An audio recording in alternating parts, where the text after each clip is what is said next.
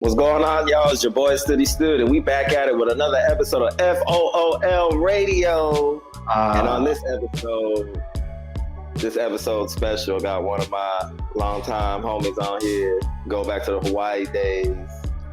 All around creative. I was thinking about your intro, how I was gonna introduce you. Like, I don't know, I met you as a dancer, and then you dropped the song, and you ain't looked back. Give it up for my boy Lord Jordan. Welcome to Fool Radio, man. How you doing, Fool? Man, I'm big boy chilling, vibing, thriving, rocking, rolling, and controlling in this hole. I be in motion. What it do? I just be coasting. Well, I'm talking about. That's what I'm talking about, man. For the fools that don't know you, let them know something about you, man. Your background, all that cool stuff. Super fun. So, my name is Lord Jordan. I'm from Killeen, Texas originally, but I spent 11 years of my life in Hawaii, which definitely made a big impact on your boy. I started off doing I started a whole rap career with my boy, Chris Waters, and there's Prophecy, and there's Lilo, all in a group called Wavy Souls. And basically, we ended up doing some cool shit on an island that led to going and doing some cool shit in different places too. Some of us started off as dancers, and we ended up becoming like rappers because we said we wanted to and we knew we could. And Chris had a background in poetry. I can go and talk about this stuff all day long. I love talking about the genesis of Wavy Souls. Yeah, man, we're gonna get into all that fly stuff. We're gonna get into it. So let them know, what made you want to get into this whole creative entertainment business? Oh, bro, nothing made me. I've just been like this. I don't know what happened. I came out the womb just listening to all kinds of music and stuff like that, right? And then I was in choir classes. I was in music classes. In school, not like I paid professional or anything like that, but all throughout school. Eventually, I joined the Glee Club in college, man. I joined a dance crew in middle school. I was influenced by hip hop culture, is what it was, I guess. And in the 4th grade, I told my parents I wanted to be a rapper, and they were like, no. And I was like, word. And I just tucked that away for when I felt like going back for it later. So, yeah. That's what it is. So tell me about a moment in your journey where you just felt like giving up. I never wanted to give up on music or anything like that. What's it called? Yeah, respectively, I just never wanted to. I know there's a lot of people who go through that, I'm gonna quit, rah, rah, rah, type stuff, but I don't think I ever felt like giving up music. It's been there my whole life, it's just music. It's dancing, it's rapping, it's making beats, it's just listening to music. There's no way I could give it up. I wouldn't know what life would be like without it. So yeah, it's all the same stuff to me, you know what I'm saying? So I've never been like, I'm gonna give up. I'm not. If I want something, I do it. I feel that's rare to hear. I know a lot of creatives go through their ups and downs. So tell me about the moment. I definitely went through. Now go ahead, fam. Go ahead. Yeah, I definitely been through financial ups and downs and shit. That's from one, living in Hawaii is an expensive ass fucking place. You know what I'm saying? Right. So, but lucky enough for me, for college at least, my dad, he was helping me with the GI Bill. Thank you for your service. I have a bachelor's degree, but that also paid my rent for a significant amount of time. And then I just ended up getting a job over at Zoomies, and that helped to sustain my simple living with my girlfriend at the time and my boy Chris Waters there. So that was cool. And that's what sustained a lot of that. Eventually, I got an internship that led to a good job, and that good job helped take care of the rest of this stuff until the pandemic happened. And then, actually, before the good job, I also messed up on some other stuff I don't really want to talk about. But what's it called? You ain't gotta talk about it. I was just listening to you. Yeah. So finances, the show gotta be in order. you want to pursue your dreams, you ain't got that stability, you're gonna have a hard time for sure. Yeah, for sure, man. For sure. That's you know, there's ups and downs with all of it, you know, because that's just how life is. But in knowing that you find peace in it, it's like, you know, all right, well, I've been here before, you know. It's just right. It's just different. I know I met you as a dancer, and then you started making music. Yeah. And you started producing. I got one of your beats. I just had to get on it early, man. I was like, man, I see what's going on here, you know. And we got all the songs together. Well, we got 3 now, 2 out, 1 that's about to come out. You know, they ain't ready for that. Yeah, that one's gonna be fun. Yeah, that one's fun. It's always a fun time.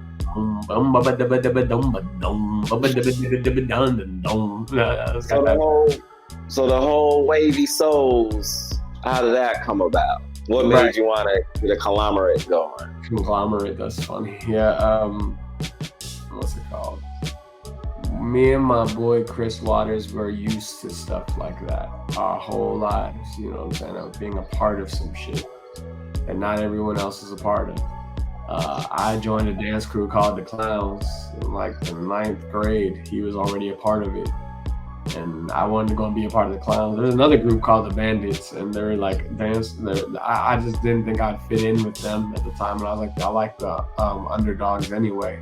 Let me go and go with those people. So I went to them. They ended up, teaching me how to dance better because I sucked at the time. And just kept a relationship with Chris through UFU when he moved away, you know, through cell phones and stuff. We were dancing at the time. When he moved to Hawaii, I was raving at the time. I got him into like the rave culture for a little bit, and then we ended up deciding we wanted to rap. So, you know, we were dancing because we knew how to do it, and we just were like, yo, let's go and come up with something. He was saying this word wavy all the time. And I was like, well, it makes sense. We're in Hawaii, you know, we both basically agreed, you know, 2 wavy crew. And then eventually, we met up with Prophecy when I eventually got fired from Planet Smoothie for not making enough tuna. I ended up going to Journeys. And at Journeys, eventually Mark, in Prophecy, he came in and he came to apply for the job. He got the job. Me and Chris realized this dude raps and he like has songs. And we're like, oh snap, this is real. He actually makes music. Oh my God. That's what we want to do. We just didn't know how. We were like freestyling and stuff before, just trying to get better at rapping. So once we saw it was possible right in front of us, it was like, oh snap. And then Chris ended up going to Nelson's. I ended up doing some stuff at Nelson's for like a little bit, just for like features and things like that. Then eventually V-Rib, we became her backup dancer, and she led us to Prima Phonics Studios, and boom. The rest is history. Yeah. That's what's up. What's up? Tell me about a time in your journey, like, that one of your peaks, like, dang, I want more of that. The PNB Rock Show. That was easy.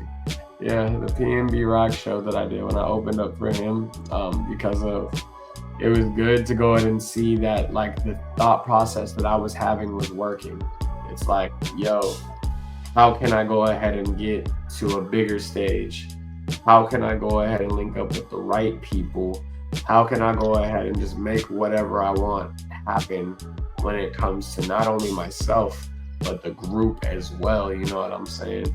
So like, that's what it was. I was able to go and link up with the right people at the time, who later on I found out weren't the right people in real life though. But at the time, it was basically met up with the right people. Put the money in the right people's hands, and they showed them the right talents, and boom, that was it.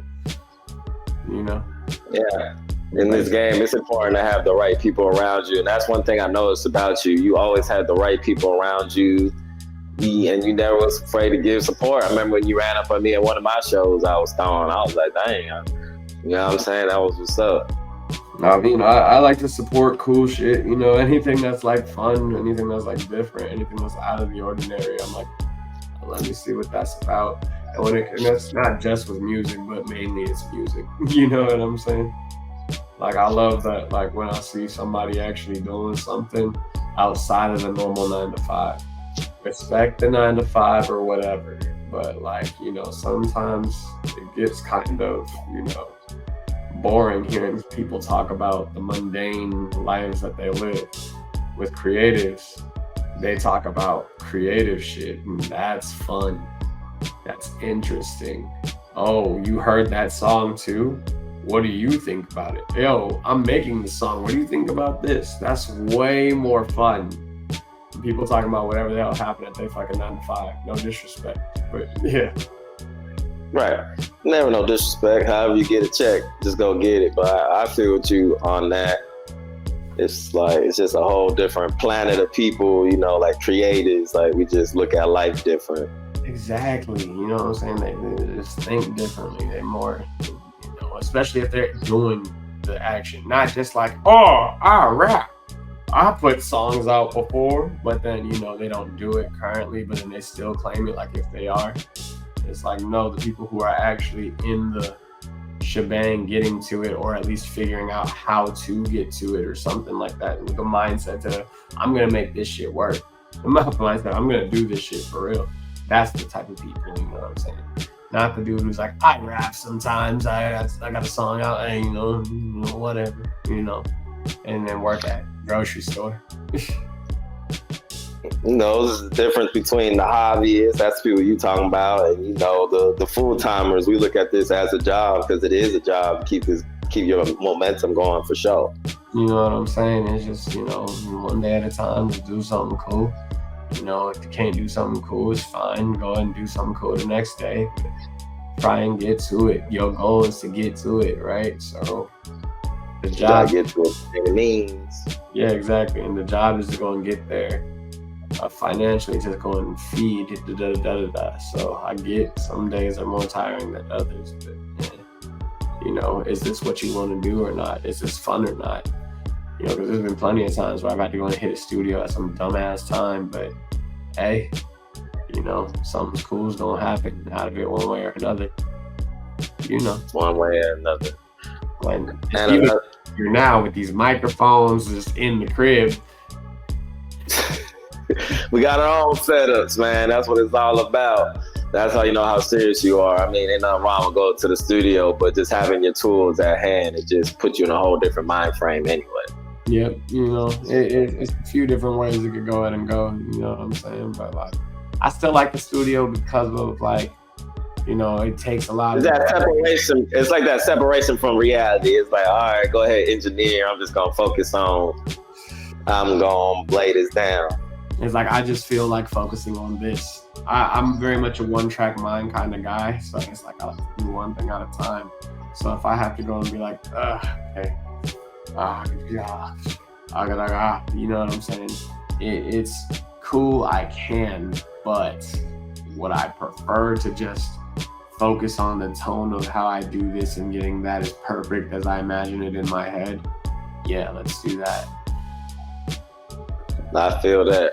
Mm-hmm. One move you did that was interesting to me is when you left Hawaii during COVID. I was like, man, because your buzz on the island was like right there. You already getting paid to do shows, doing all that fly stuff, and then you just up and going to a different market. Because I upped and left the island too. I mean, it was way after you, but just now I'm feeling that whole, when you go into a different market, you don't have that hometown advantage, quote unquote. So it's like, what did you do to like get over that? That's a real thing, by the way. So there's a few, let me explain that whole situation. So the pandemic, the reason why I left was because of we basically were like, I lost all my jobs. All the financial incomes that I had, all gone because of COVID. So I was like, okay, well, what do we do? Living on the island and trying to figure it out doesn't seem like the best option. What's the best financial decision that's gonna go and still propel us forward? And then there were some homies of ours, well, a homie of mine, his name was Chris as well. He had a group, I can't remember their names, but they, had some studio stuff that they were planning out in Dallas, and they were trying to go and get it cranking out there for real. And I was like, word, all right, well, we trying to get it cranking too, let's go. So then we were like, yo, we gotta go. Plus Texas is open. That's where we from anyway. So let's go and make it crank. So Chris lived out in Pflugerville. I flew back to my hometown, Killeen. We ended up going to Dallas to go and do that. It didn't go nearly as well as the plan. It was a wonderful looking studio, but the studio itself has so many little glitches that I'm like, yo, this is stuff that people, I don't remember the name of the studio, so I can go ahead and diss it. But if it's like, this is like issues that people who record in closets have. Why do you have all of this money, all this equipment, and none of it is working like how it's supposed to? Something feels off about this. You know what I'm saying? Like their studio was inside of a bank.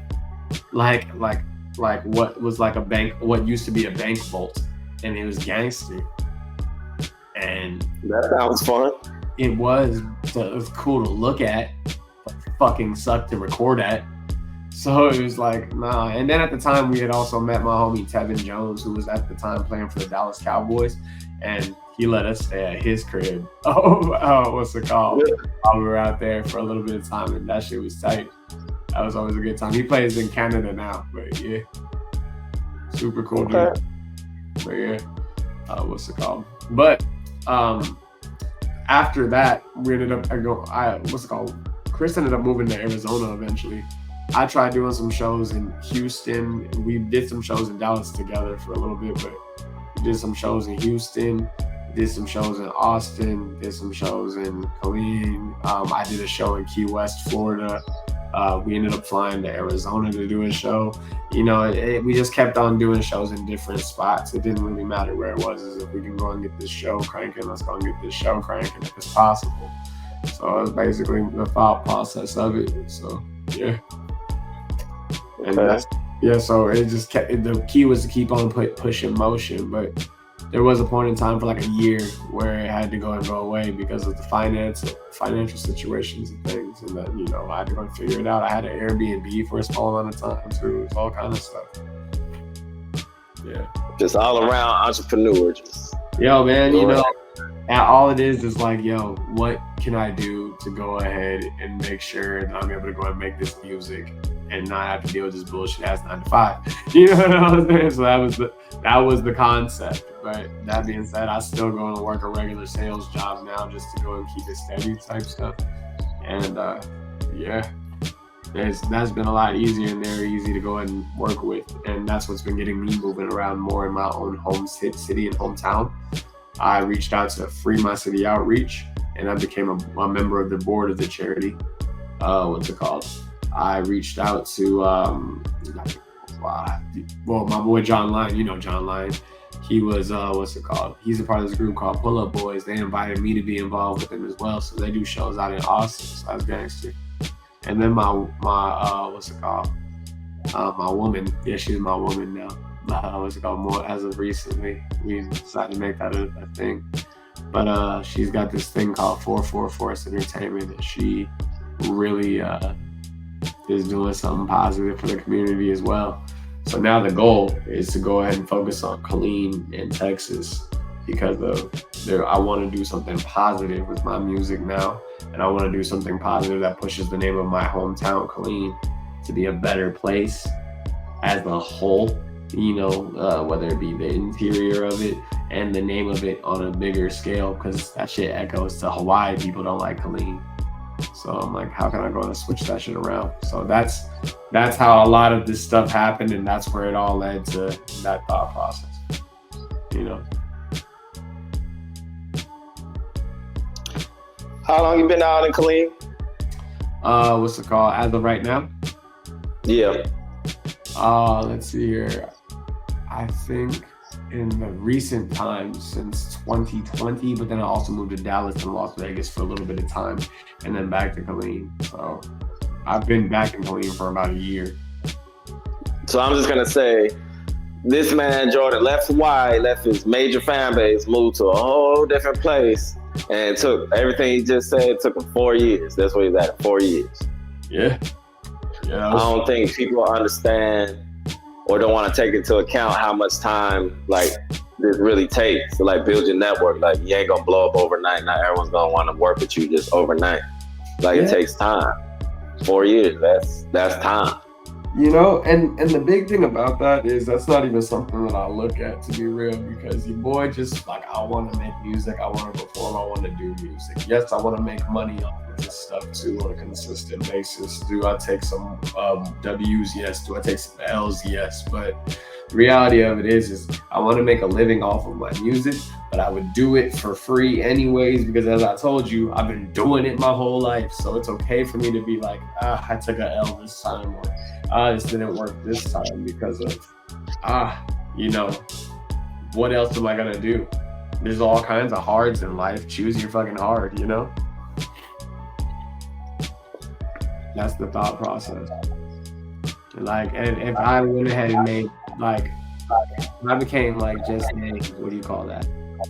Like if I just became like famous with a niche of people on the internet that fuck with me, and I could go and perform and do some shows here, there, and get the right type of booking agents and stuff, then great. That's all I was. Fine. I enjoyed my life doing it. You know, and I get to go ahead and invest money into things so that it pays me long term. Really playing the game as a business, he's really passionate about the art. That's a tricky space to be in. Mm-hmm.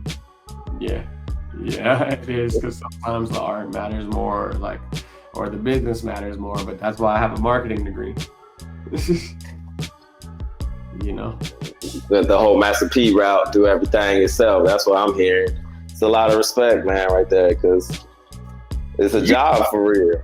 But you do that though. You've been doing the same thing, and you know that too. You're like, hey, like I've got Foolsknow, the clothing brand. How about we just go ahead and take it from a clothing brand to just a whole thing? Let's just go ahead and put the whole thing. That's really where I'm at with it right now. That's why, the podcast even exists, to open it up. Yeah, for sure. The Fools podcast. What's it called? You had another podcast at one point in time with Quali. Shit was tight. Yeah, Factory Boy. Shout out my fool Quali, man. Yeah, man. That was a fun time. That was super cool, bro. What's it called? What else? You also got I'm gonna rapping stud. What's it called? Camera stud. What's it called? Clothing stud. You know what I'm saying? Ooh, you're like, where's the hat? Let's put it on. You know what I'm saying? Right. So yeah. Man, so many hats, man. I'd just be tired. But just like you, I would do it if I'm getting paid or not. But of course, I love getting paid, and I figure out how to do that. You know what I'm saying? So it's like, even when I wasn't, I was still doing it. Yeah. Just wanted to bring a different sauce, Mm-hmm. Exactly. It's like, well, since it's possible to get paid, why the fuck not get paid off of it? I hate people. Right. If you go about it all the right way, you're going to get paid every time. Now I'm at with my career with it. I'm like, shoot, I ain't really doing it big unless, that check big, but, it's levels to it. I like expressing myself, so I find different avenues. You know what I'm saying? Let's go and get good at the IG reels now. Let's go ahead. You know what I'm saying? What's the next? Instagram, man. When Instagram was paying fools, man, that's why I was going crazy. I was like, shoot, get some money. Oh, you getting paid off the IG? No, it was a couple years ago. They had that thing going to get everyone to post reels. Like they was paying like a lot of creatives like for like a year, and then they stopped. Like that's how they got everyone wanting to post reels. Damn it, I missed that wave. It was probably like during the time period when I was trying to figure out the money situation. Probably should have just did that. I mean, the monetization game is all, it's all easier now. Everyone, even Twitter, you send out enough tweets, you can get monetized, so. Word, that's how that works. And that's how that works. It goes by, your reach and all that. There's a certain number you got to hit, and then whoop-de-whoop, and you get monetized. That's why people be doing a bunch of clickbait. But I don't even I hate Twitter. Yeah. I've always hated that. What's your favorite social media app to market? Where do you feel like you get the most attention for your art? Instagram. And to be real, like I should work the TikTok realm more. I really should. I know it. but definitely Instagram, because of I be on there more. It's the one that interests me the most, so I post on there the most. And then I connect Instagram to Facebook. I don't have a lot of reach on Facebook, but I found out that my family loved me more than I expected because of I wasn't around for so long. So now they only see me in this social media life. They're like, holy shit, this dude is actually doing something. And it's not bad. It's actually really good, to them at least. That's, their thoughts. So they're like, wow, this is like my grandpa at the last family reunion. I was able to perform at that because if I only went to two, the one previous two for the first time, and then this one that I performed at. My grandpa said, I didn't necessarily believe in it until I saw you do it. And that was like a couple of months ago. So he's like, oh, I changed my friggin' grandfather into a believer of, oh, he could probably actually do something with this music stuff. And that's an awesome concept right there, to go and change that older man who thought music can't do anything. I don't even know how you would go and get into that type of stuff. So, oh no, this kiddo is not no kiddo, and he's talented, and it's raw talent, and he can go ahead and do whatever he wants with it. And that's a whole nother full send from them too. So yeah, what's it called? So I just gotta go and keep on doing this stuff. It's fun. Yeah, the people around you or even your family, they always take a while to get behind it. Yeah. And then you have random fans in just random different places, and it's like, what makes it so different? Why do people I don't know resonate with what I'm doing more than the people around me? But it is what it is. It's better to have them than nothing. I know the answer. Tell us the answer. Those who see you through this only know you as this. So this is like, holy shit, this is tight. I like what this is built. This is real. And then those who grew up with you or know you from a different thought process, you know what I'm saying, from your childhood, only know those portions of you that they've seen. And, your childish ways or your whatever ways around the family and things like that. So then they go ahead and build this little image of them, of what they think in their head, especially based off of what was normal during their time period and stuff like that. But then it's up to the individual to go ahead and show them what is possible by doing what it is that they actually want to do and making it happen. Yeah. Because it's all about results at the end of the day. Like you were saying earlier, man, I made a song before that was 3 years ago versus the person that going at it consistently every week, every day, every month, You know what I'm saying? Even every month is better than fucking every 2 to 3 years, every 5 years. Right. That's not a knock towards the greats. That's not a knock towards them. They're greats for a reason. They can take as long as they want. They came up in a different era than us. This is different. This is independent modern day musician work. This is an independent modern day creative work. And it all has a way of getting paid in so many different ways. It's just finding the ways and then doing that to the best of your ability. You know what I'm saying? You just gotta find what works for you. I've been watching a lot of interviews like Master P, Jim Jones, the entrepreneurs in the game, they make music, but it's all of them said they made more money doing other stuff, you know what I'm saying? And just how they go about marketing and all that, Every single last one of them said that. That's why it's so important to have merch. That's why it's so important to have this money tucked away for whatever business, you know what I'm saying? So that can go and fund what you really want to freaking do. You know what I'm saying? Or, find a way to go and run up that check in the music way that really runs up the check. You know what I'm saying? And found out that it's 7 million views that you need 7 million plays per month to go ahead and get about a $4,000 a month income off of streams. That may sound hard that, you have a small freaking catalog, but the bigger your catalog is, the higher chance for some shit to blow, some shit to do whatever the fuck, or some just be a small amount. But if they all get a small amount, and there's this many, and they keep on, you know what I'm saying? That's a game of numbers and compound interest, you know what I'm saying? Yeah, shout out Sauce Walker. I know he was talking about doing that. That's why he got so much music out, He was recently talking about that. You were very much correct. But that was an Albert Einstein thing. But yes, Sauce Walker is educated. And niggas yeah, he is. It's just, the most educated ones, we be acting the fools, because people don't like all that smartness up front. You gotta like dumb it down, quote unquote. Man, I just be chilling for the most part. And then when we start having conversations, that's when we find out, oh, hey, I like science. You know what I'm saying? I like philosophy. I like different thought process rather than what's normal.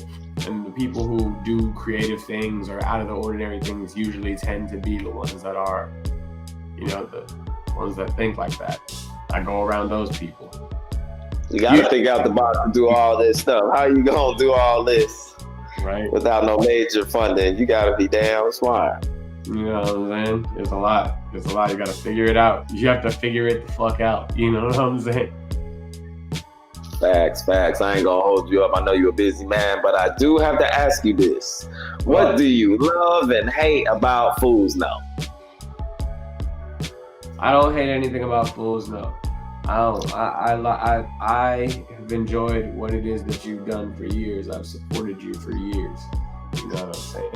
What's it called? Me, as the certain person that I am, there's certain types of styles that I may like more, which would be less when it comes to me personally. But when it comes to the brand, it's not about me.